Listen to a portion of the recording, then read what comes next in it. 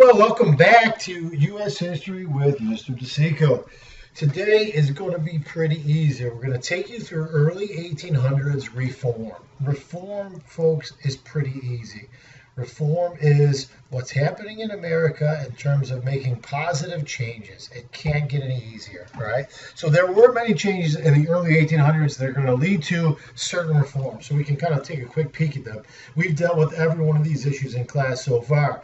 The Industrial Revolution. People began leaving their homes and were moving to factories to do their employment. The first textile mills were up in Lowell, Massachusetts, and that's basically the Industrial Revolution. Urbanization, you're starting to see people actually move away from farming and moving into cities. So big cities begin to develop in the early 1800s. The growth in immigration. There's certain groups of people who are coming to our country who are different from the groups of people that were already here. So there is a flood of Germans moving in at this time. There are a bunch of Irish moving in at this time, and they are not going to be treated that well. So you may remember the term nativism. A nativist is not like immigrants and wants to stop their immigration, create laws to halt their immigrating. We did have a period of westward expansion, which leads to a larger country, which also leads to more problems, so you need some reform, right?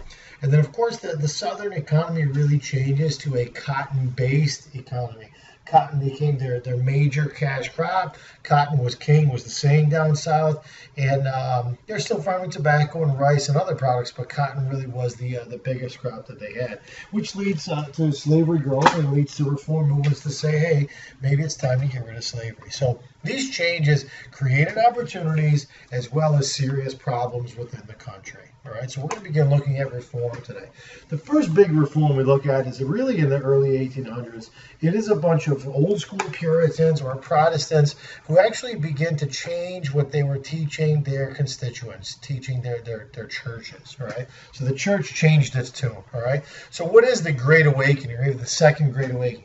It is a religious revival that motivated reformers by emphasizing certain things. So, I mean, to give you the Great Awakening right now, it's pretty easy. The church used to teach people that they believed in predestination. So you're born, God had picked your life, He picked when you were going to die, He picked what you were going to do for a living, whether you were going to be a good or bad person, and most of all, He picked if you were going to go to heaven or hell. So what the Great Awakening was, and the Second Great Awakening was a period of emphasizing, listen, you better rely on yourself and you better live a good life. It's on you. They preached a belief that you can affect your future. All right. They called on people to really improve themselves and live good lives, because if you do those things, if you're a good person and you live a good life, you haven't done anything bad, you will join forces to fight the evils of the world and you will be able to get to heaven. So what you do on earth matters, and that is your ticket to heaven. So basically they were preaching civic virtue means be a good citizen, act for the common good, and you're going to make it to heaven. So that's the big change. And during the Second Great Awakening, there were itinerant preachers who went around preaching this message. Congregations showed up, and they listened, and they believed. So that's the Great Awakening, or the major reform movement there, right? There was actually a huge reform for public education.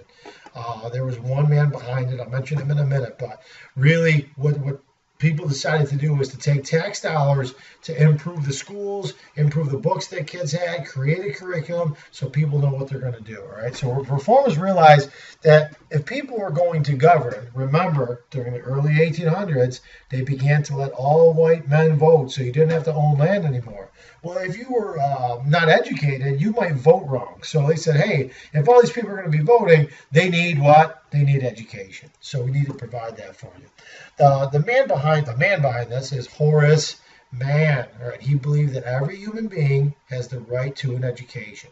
So what did he develop in the early 1820s, right? He developed an educational system with actual grade levels and teacher training. So at grade 2, you should be able to do X, Y, and Z. At grade 4, you should be able to do this type of math. So those types of things were grade levels. And official teacher training, so individuals knew how to teach their children, right? So what did this lead to? Well, now we have this curriculum-based education. It led to free education at the elementary levels. Really, we're going to take tax dollars, and education is going to be free, all right? For most people, they got that by the 1860s, but you will not find that in the South. Why? What did they care about down south? Farming, and it was an agricultural-based economy, and they didn't care about schools. So they weren't even building schools. They were like, hey, go out to the farm and go to work, all right? There were certain educational opportunities for young girls and young women, but it wasn't widespread yet, all right? So it began to expand, but not for everybody, right? So there's a little picture of Horace Mann. Love the quote. A human being has not attained his full heights until he is educated. Obviously, pretty interesting that he uses he and not us, and certainly was more open to male students than female students. So who's the guy once again? Horace Mann. And man, he loved education. No, maybe it'll help you remember it, right? So that's Horace Mann. Let's deal with another population that really in the early 1800s we didn't know anything about. We couldn't understand why, what was happening with the brain, why people were acting like this. And yes, I'm talking about the mentally ill. I know I kind of write in caps there, but that's mentally ill, all right? How do we care for the mentally ill? This is kind of bad. So I'm going to tell you the ugly first before I tell you the good, okay? Our population didn't know what to do with these people, didn't know what was making them do that. So really in the early 1800s, what they did with the mentally ill is they put them in prisons. And you have to look at this through maybe a legal mindset. Since these people could not follow the rules of society, what do we do with people who cannot follow the rules? We put them in jails. So really, this group of people were being put into prisons with other hardened criminals, murderers and things like that. So really, it wasn't the right thing to do for them. So during the 1840s, there was a Massachusetts reformer. She was a school teacher. Her name was Dorothea Dix. She studied the poor treatment of not only the mentally ill, but also the prisons. And she realized really quickly that these people don't belong in prison, but we needed to create some other place to put them. So her findings led the state legislature saying, we're going to take some money now, and we're going to build different, what we're going to call mental hospitals. During those times, they refer to them as asylums. Today we might refer to them as like a psychiatric center or something like that. So really, over time, we've gotten better at taking care of this group of people in our population. In the beginning, it was really bad, all right? And even the asylums or these mental hospitals that were created, they weren't that much better than jails, but they weren't jails. So that was better, right? There is the lunatic asylum. This is an actual drawing from an asylum. I believe this one's it's in the Library of Congress, Raleigh, North Carolina. So that's something that was built for the mentally ill during this time period because of Dorothea Dix. So we can thank her for that, right? And there she is, right? There's an Iowa State Hospital that was built in 1909. It carried on through the 1800s. There's Dorothea Dix, right? She's a reformer. She looked at a group of people that weren't being treated right, and she made it better. It wasn't perfect, but it was definitely better, all right?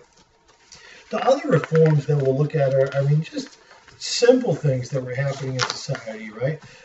We push for the creation of better prisons, better hospitals, orphanages for children, and institutions to care for the physically disabled. So we're taking care of the mentally disabled. We certainly also want to take care of the physically disabled, right? There was something known as the temperance movement. And the temperance movement was a movement that said men especially need to temper their moods.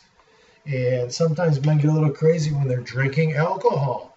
So the only way to temper the man's mood would be to get rid of the alcohol. So the temperance movement is a movement that its goal was to get rid of alcohol. We would maybe refer to that as abstinence if you don't know that word, all right? And that movement will continue, and we'll deal with that movement later on, okay? The next big one is abolition. Now, abolition was a movement If you were an abolitionist, there was specifically a name for that, and people knew who you were, okay? So abolitionism or the anti-slavery movement really grew during the 1820s as what? We know the backdrop of this because we've learned it already, right? Cotton production is going up. The cotton gin sped up the one process, and now more slaves were needed to actually pick the cotton. So that production became more profitable, and as it did, as those big plantation owners down south were making more and more money, well, what got larger? Slavery. Slavery spread. Actually, the price of slaves went up too. So there's a group of people, we're going to call them abolitionists, and what they want to do is find some way to get the government to create some law to get rid of slavery. Just totally get rid of it, right? There are other ways to help slaves without creating laws, and some of these individuals will do that. So as we take a look at this, Frederick Douglass was a slave. He escaped. He was a mulatto. He made his way to Rochester. He started a newspaper known as the North Star. It was an abolitionist newspaper. He's a beast. He will become an advisor to Abraham Lincoln during the Civil War. He gave speeches all around the country in terms of slavery and how bad it was. Taught himself how to read and write. Very educated man. And he's probably the largest known abolitionist in American history. All right. Harriet Tubman, she would be one of the conductors on the Underground Railroad. She helped slaves escape out of the South, get over the Mason-Dixon line, and get into Canada. And supposedly she is said to have helped over 300 slaves make it to Canada. So that's kind of her numbers. Sojourner Truth, another former slave who gave speeches around the country about how bad slavery was. Angelina and Sarah Grimke, two religious women who wrote a book about slavery. And they interviewed slaves, former slaves, and their book is like a testimony of 1,000 witnesses. It's pretty phenomenal. And then William Lloyd Garrison has a newspaper, and what is the title of his newspaper? The Liberator. To liberate is to free. What does he want to free? The slaves, right? The North Star is what the slaves followed to get north, so that was the title of Frederick Douglass's Rochester newspaper. So once again, every one of these people is going to do something to spread the word about how bad slavery is and help slaves get out of that. So as we begin to look at one way is they call the Underground Railroad, right? Abolitionists, what they do, now the railroad is not an actual railroad, they just called it that. So what the railroad was a series of safe houses where escaping slaves could rest by day, get a bite to eat, and prepare to continue their journey to the north. They're trying to get to Canada, because once you're in Canada, you're certainly free. And obviously, one of the famous slaves is, or one of the famous Underground Railroad conductors, as we would call her, would be Harriet Tubman, famous leader of the Underground Railroad, made 19 trips to escort runaway slaves. She's a beast, right? A great story about Harriet Tubman. She's said to have carried a gun. It wasn't for the people who were trying to catch her or people who had a bounty on her head. She said she would shoot the people she was helping. She would shoot one of the slaves if they decided to get scared or go back or kind of endanger anyone. She's like, we're leaving, and you're going to come with me. I'm not going to lose a passenger. So she has boasted of saying she never lost a passenger. So there's Harriet Tubman. I should have a picture of her. Moving on to women's rights. Pay very close attention to this story. It is absolutely phenomenal. What you have here is in 1840, there is a World Anti-Slavery Convention, but it's held in London. It's over in England. So a bunch of people go there, husbands, wives, families. They go to see this convention and to talk about slavery and how we can get rid of it in the world. And the women who go are not intended to participate. I wish I can go back in time and look at it, right? Think about it, 1840, you travel halfway across the Atlantic Ocean, and you get there, and the gentlemen who are running the meeting say, hey, ladies, thanks for coming, but if you could just have a seat in the back, the men will discuss this issue. Crazy, isn't it? Well, in the back of that room, Elizabeth Cady Stanton and Lucretia Mott, there's Elizabeth Cady, there's Lucretia Mott, they were obviously not so happy. So they made a pact. They made an agreement that they would hold their own convention about women's rights when they got back. So it took them about 8 years, but they actually made a pact. They made an agreement. They stuck to it. So what happens in 1848, right? Stanton and Lucretia Mott hold a women's rights convention in New York at a place called Seneca Falls. So really, don't get that confused with Niagara Falls. Please, please, please. Seneca Falls is by the Finger Lakes, and that's where these women met at a little church. While they're there, obviously they're talking about how they were treated in London, and they're talking about the place of woman in society. And at that time, women were not allowed to divorce. Women did not have custody of their children. They were absolutely not allowed to own land. They couldn't sue in court. They couldn't serve on juries. And most of all, they couldn't vote. So they have a list of grievances that they're mad about. So they write down a nice document. They model the document after the Declaration of Independence, but they call it the Declaration of Sentiments. What's a sentiment? It's their ideas. The goal of this movement was to end anything that was unequal between married women or even single women, right? At this time, the husband had legal rights to his wife's property, earnings, and children. So they're pissed. They want their rights, and they wrote it down. And if you read it, it's a pretty great document where they're basically saying, we don't want our rights when you get around to it. We want them now. In 1853, Susan B. Anthony, who actually met Elizabeth Cady and met Lucretia Mott, and she was there, and they had a great talk, and she was going to be a big name in the movement. She actually joined that drive for women's equality. By the 1850s, the woman began focusing on winning the right to vote.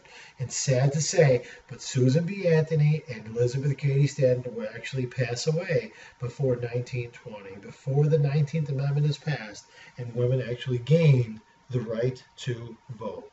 So if you're paying attention here, if you're on point, just keep in mind what reform is. It's taking something that's bad in the country and making it better. Hope you enjoyed. If you need to watch it again, go ahead. Think about those early reform movements, and best of luck. Thanks.